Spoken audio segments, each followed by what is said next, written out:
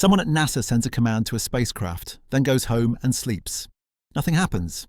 The next morning, long after coffee and emails, the spacecraft finally hears it.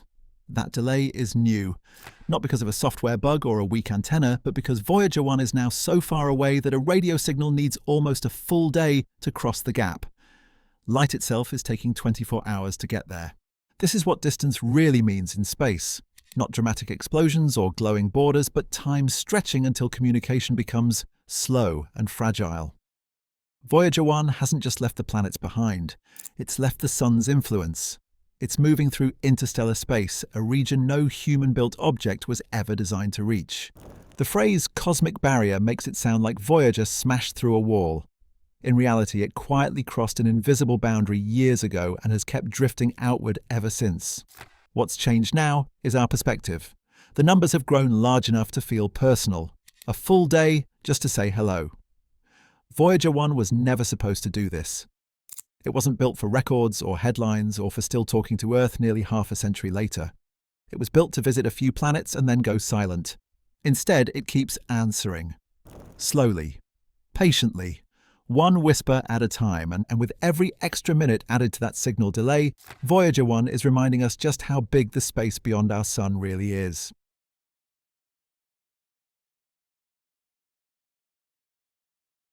Voyager 1 launched on September the 5th, 1977. The plan was modest by today's standards.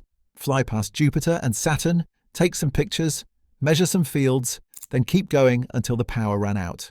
A few years, maybe a decade if everything went perfectly. What made Voyager different was timing. The outer planets had lined up in a way that happens only once every 176 years. That alignment let engineers use gravity assists, stealing a little momentum from each planet to fling the spacecraft onward. Jupiter bent Voyager's path and sped it up. Saturn did the same, then aimed it upward, out of the plane where the planets orbit. That single decision mattered more than anyone realized at the time. Voyager 2 was sent on a different path so it could visit Uranus and Neptune. Voyager 1 gave up those planets in exchange for speed.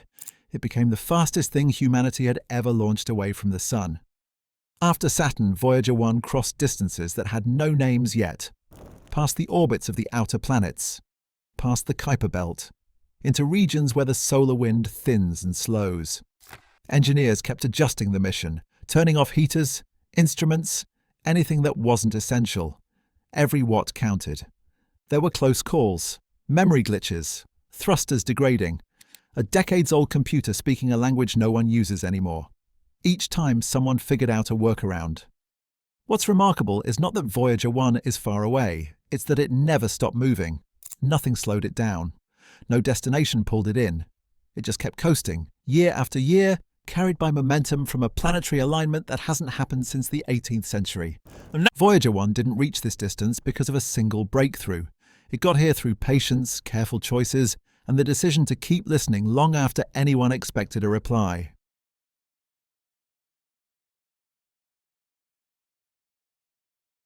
The phrase sounds dramatic, but space doesn't come with walls or checkpoints. Voyager 1 didn't hit anything. It passed through a region where the rules slowly change. That region is called the heliosphere. It's a vast bubble created by the sun, filled with solar wind, magnetic fields, and particles streaming outward in all directions. For billions of kilometers, that bubble dominates the space around us. Planets sit inside it. So do comets, dust, and everything we usually think of as the solar system. At the edge of that bubble is the heliopause. This is where the solar wind finally weakens enough to be pushed back by the interstellar medium, the thin gas and magnetic fields that exist between stars. On one side, particles mostly come from the sun. On the other, they mostly come from the galaxy. Voyager 1 crossed the heliopause in August 2012. Scientists confirmed it by watching charged particles drop sharply while cosmic rays from outside the solar system increased. The instruments didn't see a sudden jump. They saw a slow, unmistakable shift. Calling this a cosmic barrier is more about perspective than physics. It marks the limit of the sun's influence, not the edge of space itself. Beyond it, the sun is just another star, and its effects fade with distance. What makes this crossing important is that Voyager 1 is sampling a place we can't reach any other way. No telescope can directly measure the magnetic fields and particle densities out there. Only a probe physically passing through can do that. So when headlines say Voyager broke a barrier, what they really mean is this. For the first time, a human-made object is reporting back from a region shaped more by the galaxy than by our own star.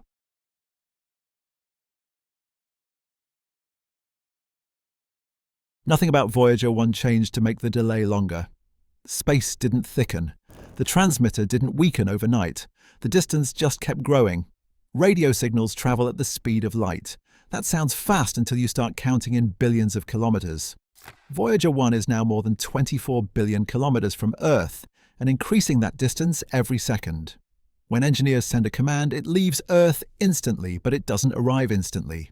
It takes time for light itself to cross the gap. That delay is called one-way light time. It's the simplest and most unforgiving number in deep space navigation. No compression, no shortcut, no faster antenna can reduce it. If the light time is 24 hours, that's the absolute minimum wait. The reply takes just as long to come back.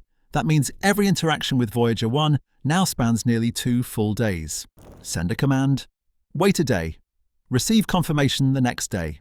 If something goes wrong, the clock keeps ticking. What makes this record meaningful is that it's not symbolic. Engineers plan entire operations around this delay. Thruster firings, instrument checks, power management. Everything has to be predicted in advance because real-time control is no longer possible. And the delay keeps increasing. Every year adds more minutes, eventually hours, then days. This is the quiet reality of interstellar distance.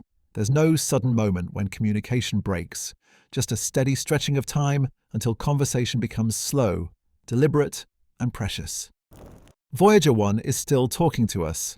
It's just speaking from so far away that every sentence now arrives a day late.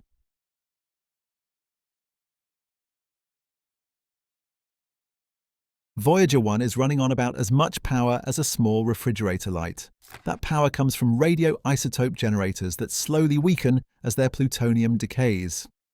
Every year there's a little less electricity to work with, and there's no way to recharge.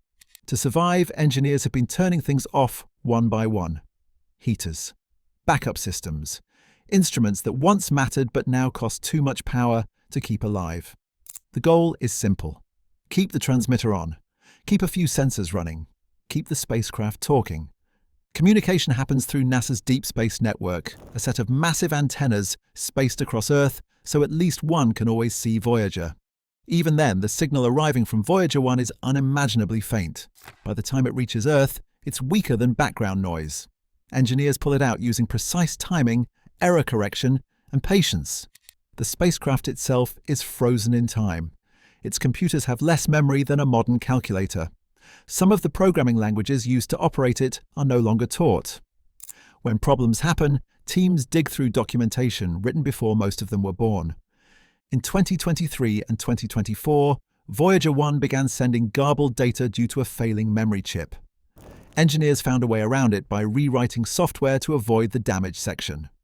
That fix took months, not because it was complex, but because every attempt required days of waiting for confirmation. This is what it means to maintain contact at the edge of reach. Nothing is fast, nothing is easy. Every message matters. Someday the power will drop too low and Voyager 1 will fall silent. Until then, we're still connected to a machine launched in the 1970s, drifting through interstellar space, answering us one day at a time.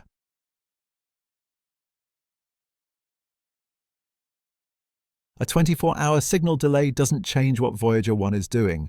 It just changes how we experience it. The spacecraft keeps moving. The instruments keep measuring. The laws of physics stay the same. What's different is the scale. A full day of silence between question and answer makes the distance feel real in a way numbers never quite do. Voyager 1 isn't just far away, it's operating on a different clock than we are. That's what makes this record worth noticing. Not because it breaks a barrier, but because it quietly stretches our idea of reach. We built something small, fragile, and limited, then watched it slip beyond the sun's influence and keep going anyway. Voyager 1 will never arrive anywhere in the human sense. It won't orbit another star. It won't send back images of alien worlds. Its legacy isn't about destinations. It's about persistence, about the idea that exploration doesn't end when the mission plan runs out. It ends when the conversation does. And right now, that conversation is still going. Slower than ever, fainter than ever, but unbroken. Subscribe for more science stories like this.